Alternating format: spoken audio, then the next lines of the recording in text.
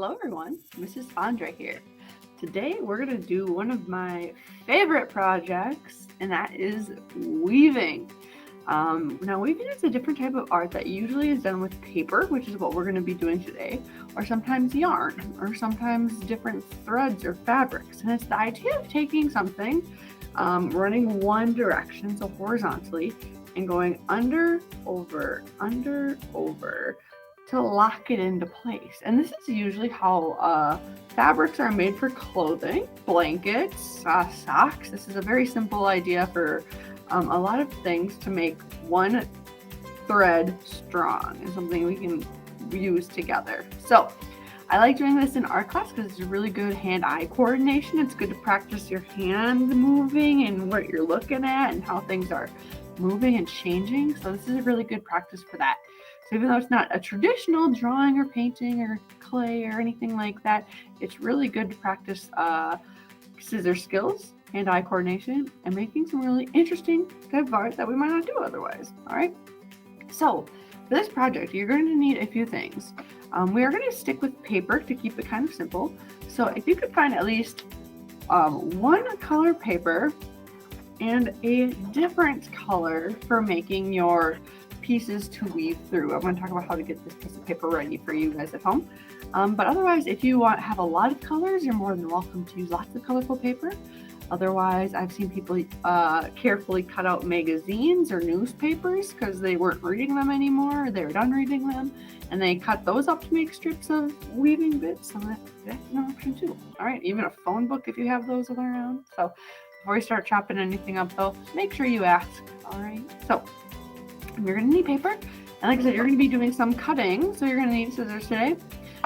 You are also going to need a pencil. I'm going to use a pen today so you can see it a little easier on the camera, and a ruler. Okay, it doesn't necessarily have to be a ruler to measure things, but we do need it as a straight edge. So if you don't have a ruler, you could probably use a book of some sort or something that's very flat and sturdy. So if you draw a line next to it, it won't wiggle or move. All right. So let me show you how to set up our loom, or the area we're going to be weaving into. All right, so switching my camera here, and let's get going. So with our big piece of paper, to get it all ready, and my younger folks might need a little bit of help from this, from mom, dad, grandma, grandpa, aunt, uncle, whoever is with y'all, and you're going to take a piece of paper and fold it up to meet the corners. Okay, so we want to make sure it's flat on the table so it's easy to fold, and the closer we can get this to exactly right, the better. Okay, I got my corners lined up, so I'm going to push down. Yeah. All right. It's going to be really important for this step that the opening is at the top and that the fold is at the bottom. Okay, because otherwise you might accidentally cut this backwards. All right, so from here, top can open. And what I'm going to do with my ruler and my pencil, I'm actually going to put my ruler at the very top. You can see how I just kind of slide it to the top here. And then I'm going to draw a line underneath. Okay, this is actually kind of my stop line because this is the only horizontal line I'm going to draw today. All right, you can actually put your name here. You can tell I'm writing sideways, so it's a little sloppy handwriting, but that's okay. From here, the rest of the lines that you're going to draw are actually vertical, so they're going up and down. And the best way to do this is start your ruler on the very, very edge of your paper, so it's just touching it barely. And from this stop line where we have our name, we're going to go straight down. Okay? And to keep doing this, we're going to take our ruler and put it on the line we just drew. So if I put that really close right here, hold our ruler down, and then we're going to do it again from our stop line all the way down until we get to the other half of our paper. Now, I'm dropping things here. While you're doing this, you may get to the point when you're close to the end. I'm going to kind of go quickly here. When you get close to the end and you're like, uh-oh, if I do it one more time, it's going to be really, really skinny, and it's not going to be the same size as all the other ones. If you want to, if it makes a little bit more sense for you, you can decide where your last line goes to make it look a little bit more even. We're not entirely worried about it being perfectly even this time, so If you want to just kind of figure out, man, this seems like more like half and half, we're going to put it right here. Okay, so like I said, these ones are a little bit smaller, but at least they'll still work here. All right, from here, you are going to do some cutting. You are going to take your scissors and cut up to the stop line. Do not cross your line, all right? Because if you do, it would fall off. So I'm going to start cutting my lines. You are welcome to cut yours as well. I'll speed up here a little bit so we can all cut our lines together.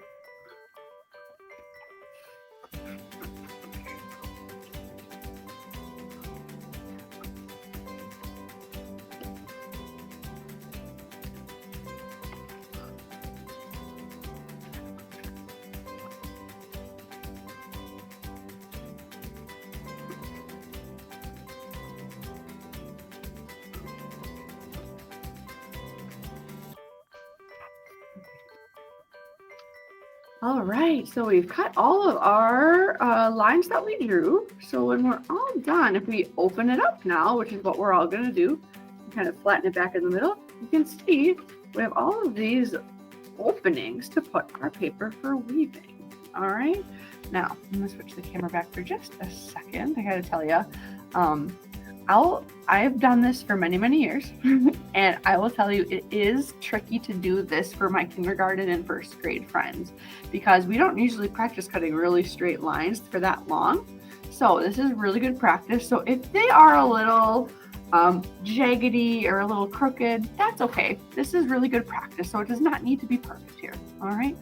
So our next step is getting little strips of paper to weave through this. So what I like to do, instead of sitting here with a piece of paper and going 1 strip, 2 strips, I actually like to cut out 2 at the same time because it's a little faster that way. And it's a good hand workout too for scissors. So this might be a project. Hands hurt a little bit, but that's okay. We need our hand strength, all right? So what I'm going to do, or what you're going to do, take your other piece of paper that you're going to cut into strips and fold it in half. It's going to be important, or kind of important, that this length of your paper is about the same length as your paper you cut your slits into for your loom area. So if you have to choose, you would want this piece to be bigger because you could always cut it off later. So if you had a really long piece and you needed to go this way, at least you could cut off the extra stuff. Okay, so this one just happens to be the same size. Maybe you have a set of colored constructor paper home, so it'd be perfect. But just for heads up, that might be something to think about. All right, so I'm going to take this paper while it's folded, kind of where that crease is, where that end is there, and I'm going to cut some almost as close as I can straight lines here. If you would like to draw them with the ruler, kind of like what we did the long way, you're welcome to, but otherwise it's okay if they're kind of different sizes. They don't need to be perfect. So I'm just going to try to cut nice and straight for the most part. Normally at school, I have a whole pile of these all pre-cut and ready for people, but you might as well get some hand workouts in, right, and do some different cutting today. All right, I'm just going to cut a couple. You would probably need almost this whole piece of paper. I'm just going to cut a few so you can see what's going on. All right, so let's go back to our weaving. All right, so you can see I have all my little strips of paper here. Whoa. And we're going to talk about how this weaving process works. All right, for those of you who are rusty or new to this whole idea, it is the idea of making a pattern.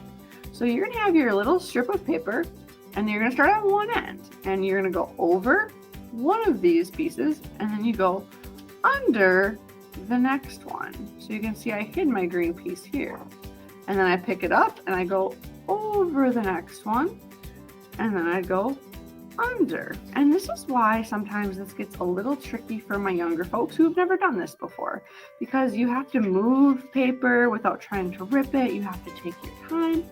It is, I will say, a very emotional project for a lot of folks that are not used to doing this. So we just got to learn how to be patient for this process, all right? And what I should point out, when I have this done, I actually push it to the top, okay? So once you have your first strip of paper in, the next step, you got to get another piece, and you're going to do the opposite. So if I started on top, can I have this one on top? No, I gotta go under. And is there a green one in this chunk right here? No, so then I gotta go over. And I will tell you, this is another tricky step for kindergarten, first grade friends, because they will try to do the exact same thing. So they all line up the same, but then they would fall out. The idea of weaving again is that these pieces lock each other in place while we go. So if I take this, I push it up nice and tight, when I pick this up, it won't fall out because they lock each other in place, okay? From there, you've just copied the top line and the second line, the top line and the second line. So again, I'll grab another piece. This one's the top, this one's under. This one will be top, and then it goes under. And I like pointing out to my students that it should kind of look like a checkerboard, because a lot of students have seen checkers before. So it should look like all these different color boxes that meet in the corner, okay? So scoot that under here, da, da, da.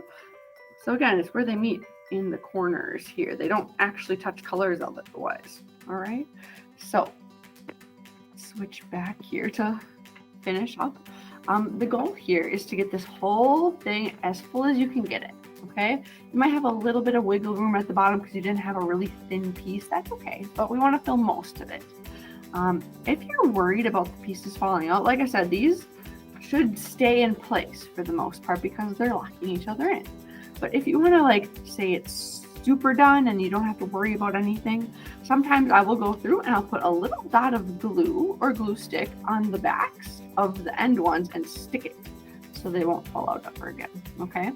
But I usually make sure that everything's looking good and on the right track before I do that, all right? So, like I was saying, this gets kind of complicated for some students, and it's a newer experience because we don't do it very often. By the time students get into 3rd, 4th, 5th, 6th grade, they are like, yes, I'm ready for this. I like this. And it tends to be this like kind of thoughtless, easy, like hand-eye coordination. It's kind of almost like a peaceful time, kind of a relaxing time for students. And there'll be students that keep working and they don't say a word all class because they're so focused on that under, over, get that pattern, get in the groove.